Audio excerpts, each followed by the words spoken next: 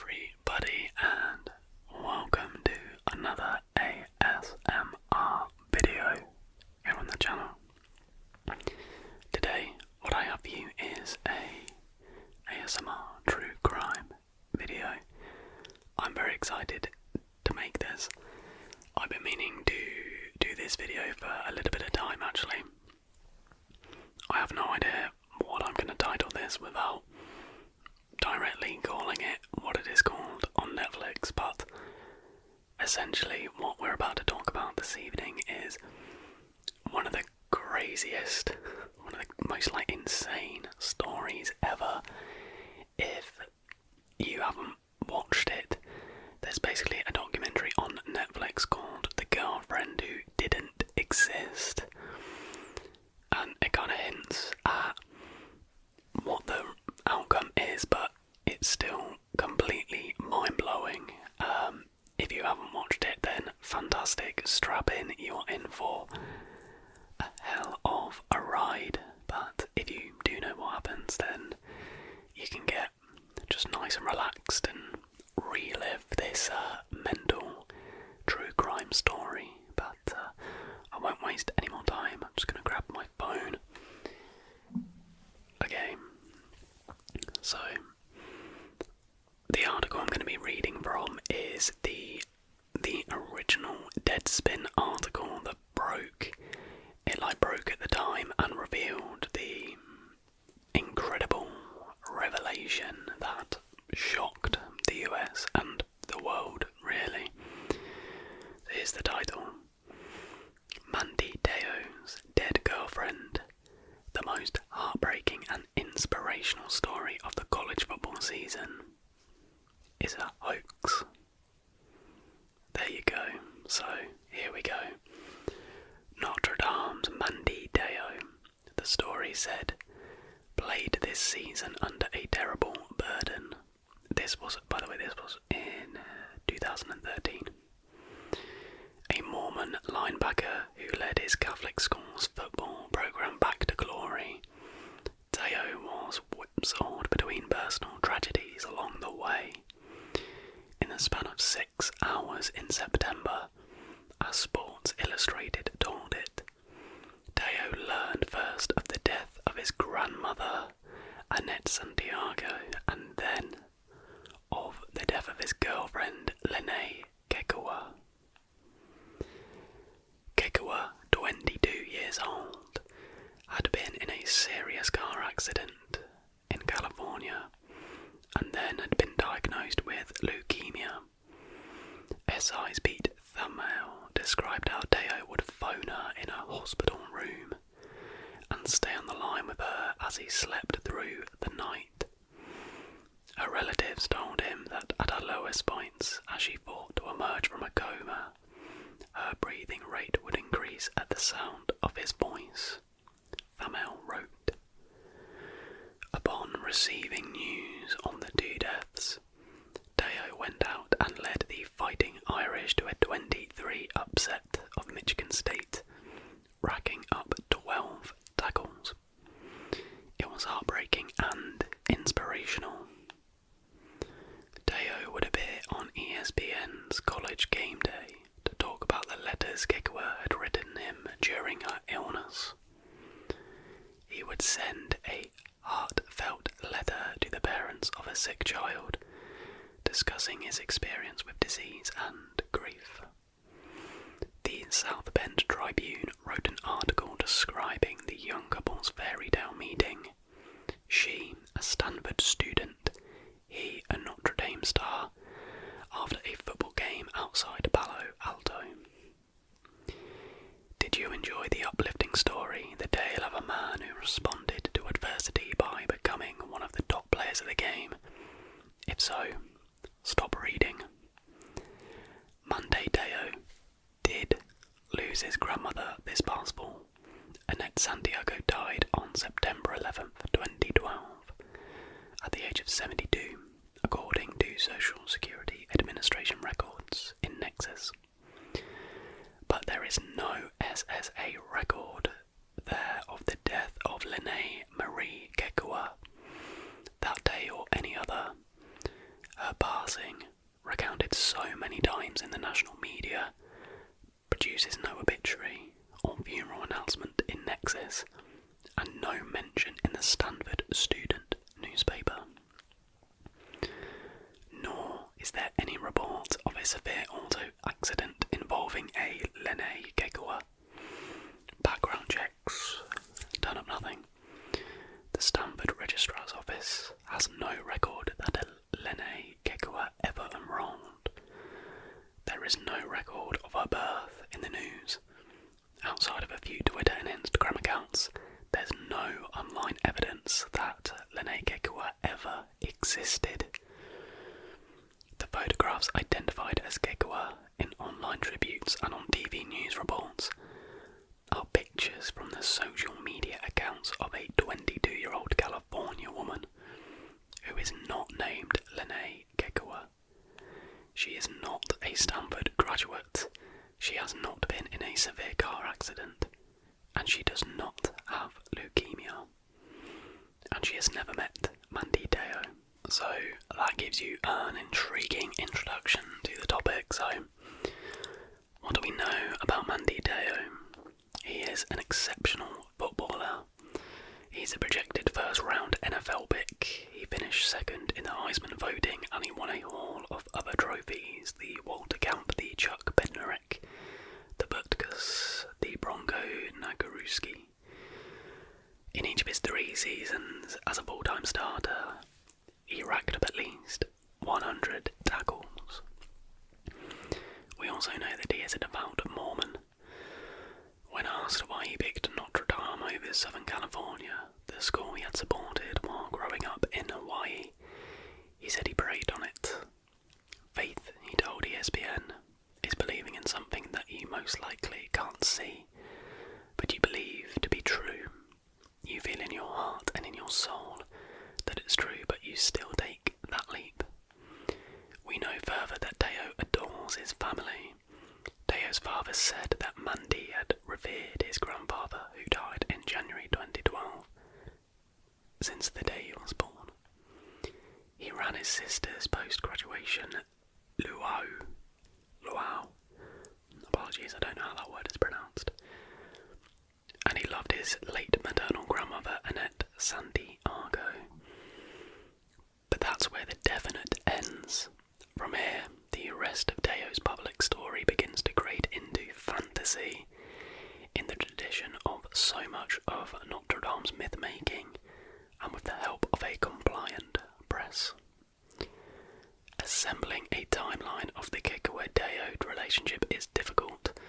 As Teo's celebrity swelled, so did the pile of inspirational stories about his triumph over loss.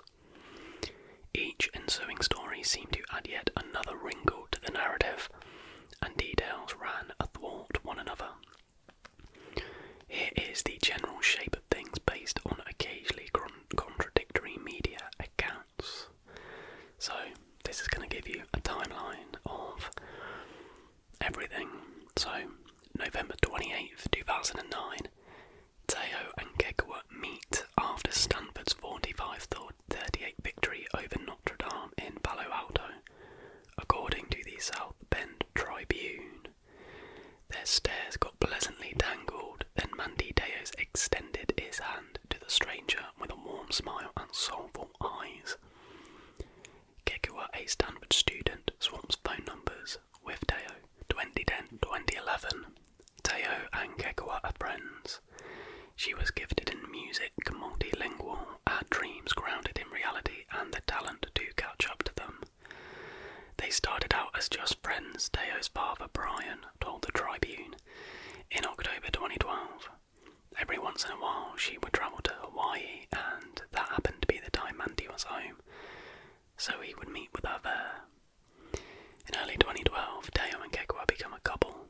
They talk on the phone nightly, according to ESPN. And sometime in 2012, Kekua has a car accident somewhere in California that leaves her on the brink of death, as reported by Sports Illustrated. But when? 8 months before she died of cancer in September, reports ESPN. About the time Kekua and Mandy become a couple, the South Bend Tribune, April 28th. Report SI. In June 2012, as Kikwa recovers from her injuries, doctors discover she has leukemia. She has a bone marrow transplant. That was just in June. Brian Deo told the South Bend Tribune in October 2012. I remember Mandy telling me later that she was going to have a bone marrow transplant. And sure enough, that's exactly what happened. From all I knew, she was doing really, really well. Summer 2012, her condition improves. Kikwa eventually graduates from Stanford, according to the South Bend Tribune. She soon takes a turn for the worse. At some point she enters treatment, apparently at St. Jude Medical Center in Fullerton, California. In a letter obtained by Fox Sports, published October 25th, Teo writes to the parents of a girl dying of cancer. My girlfriend, when she was at St. Jude's in LA, she had a little friend. Teo talks to Lene nightly, going to sleep while on the phone with her, according to Sports Illustrated. When he woke up in the morning, his phone would show an 8-hour call, and he would hear Lene breathing on the other end of the line. Moving on to September 10th, 2012, Kikwa is released from the hospital. Mandy's father Brian congratulates her via telephone. September 11th to the 12th, 2012, Teo's grandmother dies in Hawaii.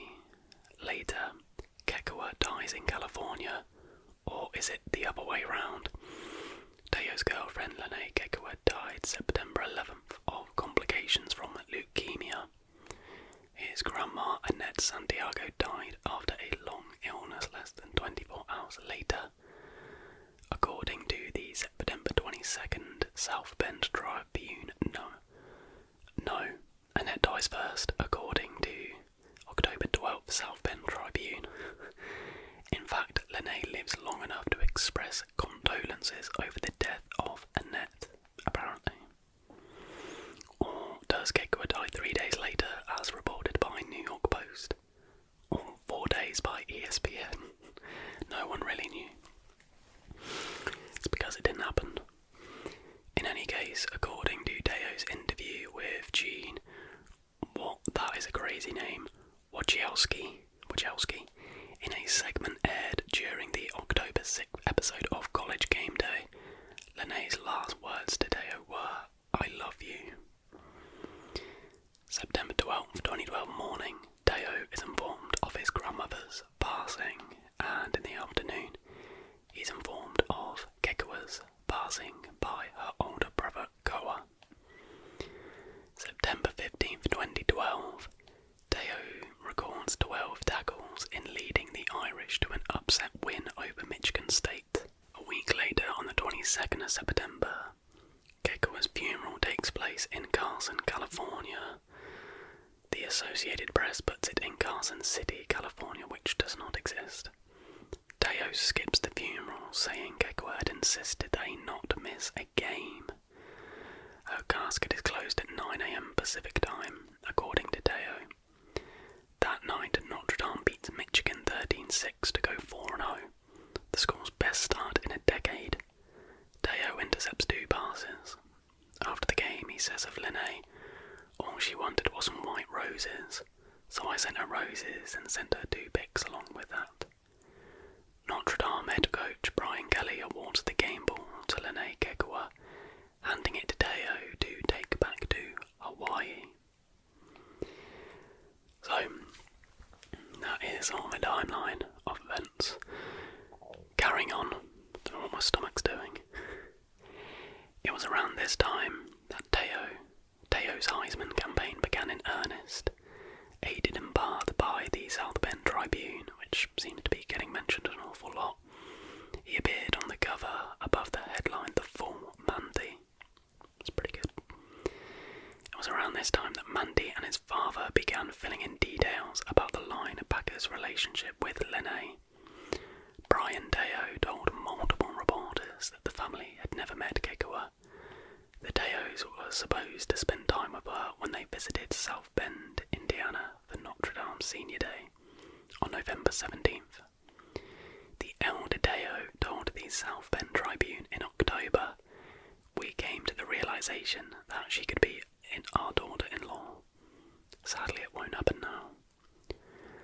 Lene Kekua's death resonated across the college football landscape, especially in Notre Dame, when the community immediately embraced her as a fallen sister. Charity funds were started and donations poured into foundations dedicated to leukemia research.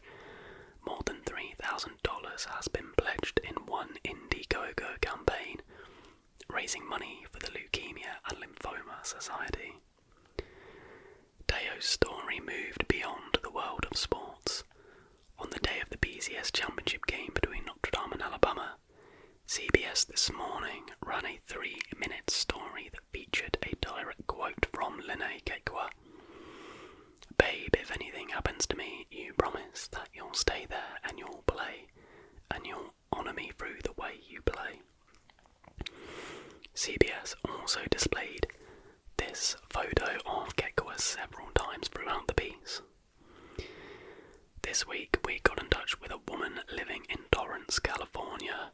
We'll call her Reba to protect her identity. She was initially confused, then horrified to find she had become the face of a dead woman.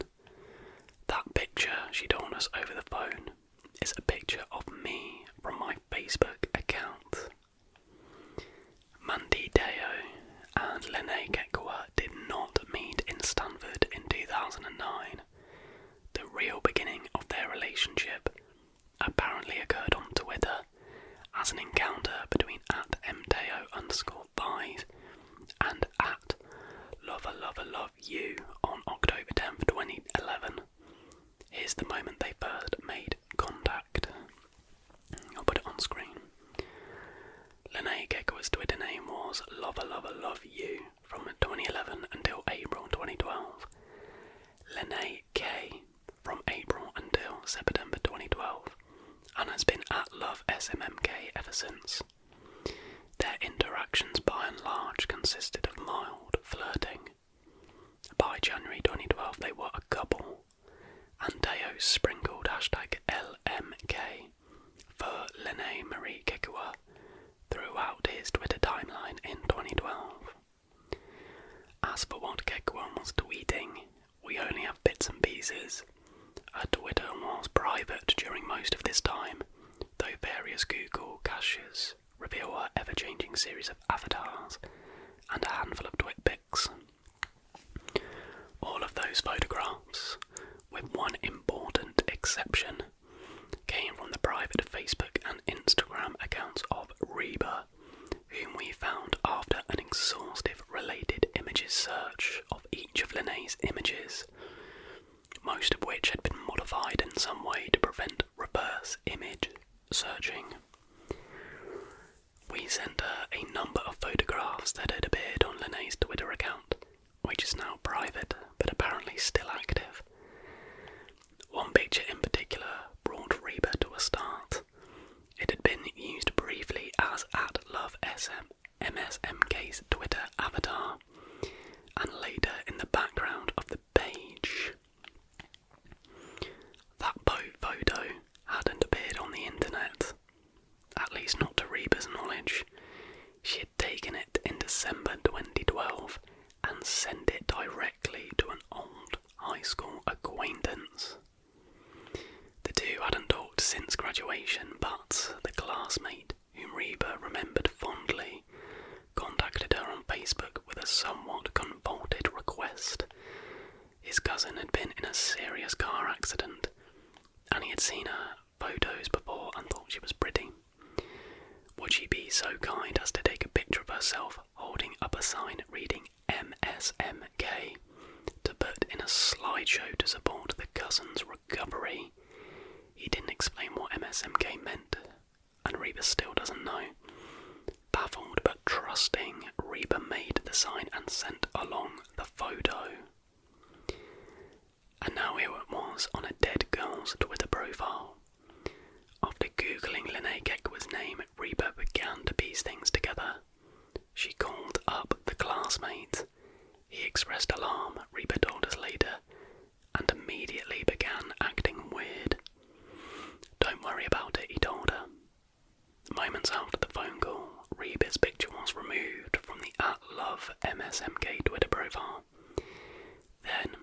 series of lengthy phone calls, Reba told us everything she knew about the classmate, a star high school quarterback turned religious musician named Renaya Tuiasosopo. I'm just gonna say Ron for short because it's too long, but I'll say it one more time. Renaya Tuiasosopo comes from a big football family. His father, Titus, played for USC in the late 80s and early 90s. One uncle, Navy, played for the LA Rams. Another uncle coaches the defensive line at Colorado. A cousin from an older generation, Manu, went to Seattle in the first round in 1979. A cousin from a different side of the family, Fred Matua, earned All-America honours at guard for USC and played on several NFL teams before dying this past August of a heart-related issue. Ron, now 22, had been something of a football prospect himself. In 2005, the LA Daily News wrote that the young Tuiasosopo, then the sophomore starting quarterback for Antelope Valley High School in Lancaster, California, looked like a star in practice despite some in-game growing pains. His coach said he was a great kid who did a fine job leading the older seniors. He was an honourable mention for the All-League team. But then he transferred out of town to Franklin High in Stockton, where he spent his junior year living with an aunt and handling the ball off. His team featured 2 1,000-yard rushers, and he completed only 5 passes all season. He transferred again his senior year. He turned up at Paraclete High in Lancaster. Titus, his father, had become an assistant coach there. That's where he encountered Reba. His team lost in the semi-finals. A season recap article suggested that he might sign with Hawaii, but that evidently went nowhere. Once high school ended in 2008, Tuiasosopo threw himself into his father's church. Titus is the pastor at the Oasis Christian Church of the Antelope Valley, and Renaya leads the church's band. He also has his own little music career. He sings secular songs with a cousin, Conan Amituani, a former Arizona lineman whom the Vikings once signed, and religious songs both solo and as part of an ensemble. Teo and Tuiasosopo definitely know each other. In May 2012, Teo was retweeting him, who had mentioned going to Hawaii. Wrote Teo, "Soul, bro, in Samoan, you gotta come down."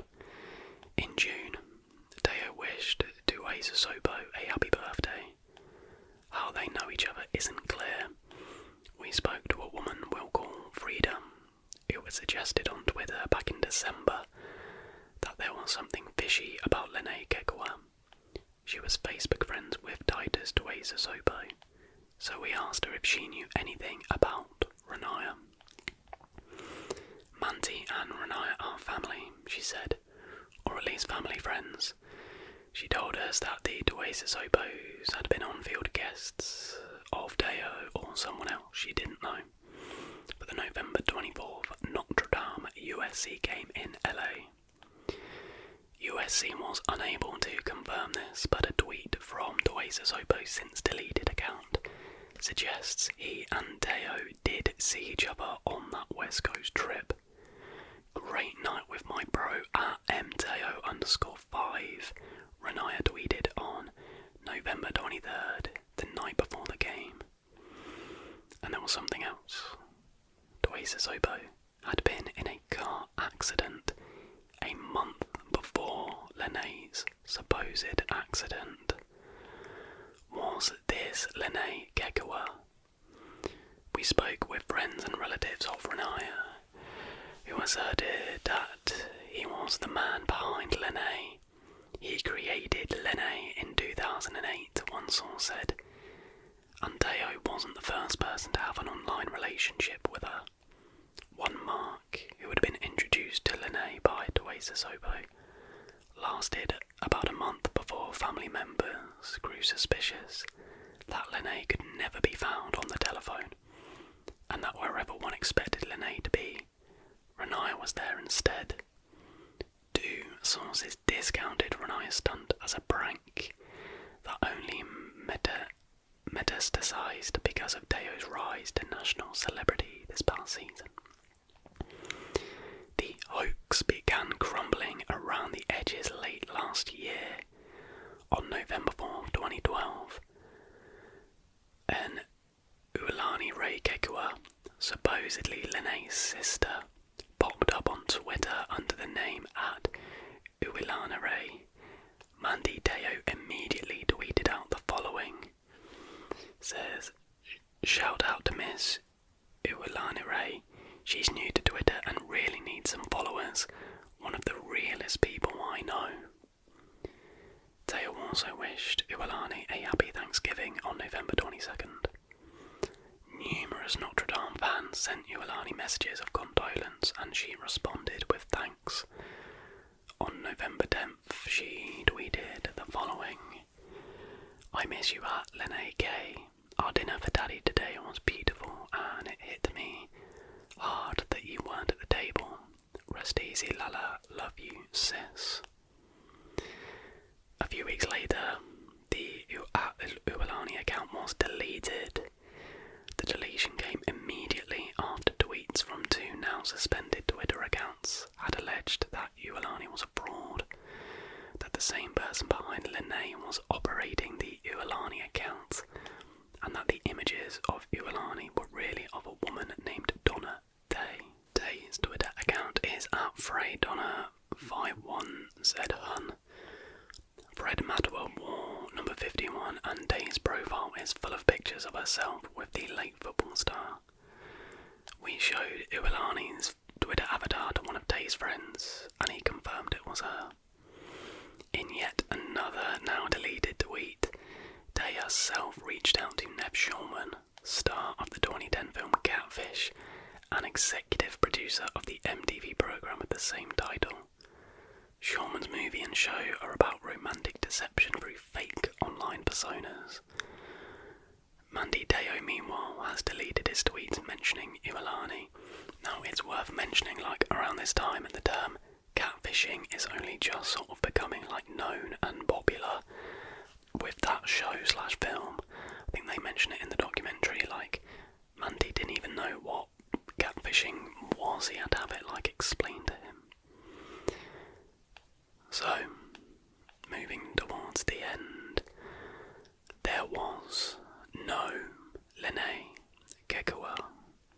Lene Kekua did not meet Mandy Teo after the Stanford game in 2009. Lene Kekua did not attend Stanford. Lene Kekua never visited Mandy Teo in Hawaii. Lene Kekua was not in a car accident.